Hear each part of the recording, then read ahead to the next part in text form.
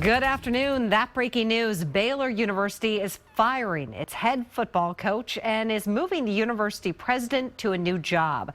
Baylor confirmed this morning that Coach Art Briles will lose his job. It comes amid a scandal over how the school handled cases of alleged violence against women by football players.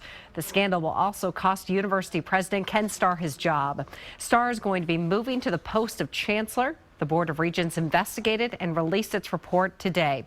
The regent said, quote, Baylor failed to take appropriate action to respond to reports of sexual assault and dating violence reportedly committed by football players.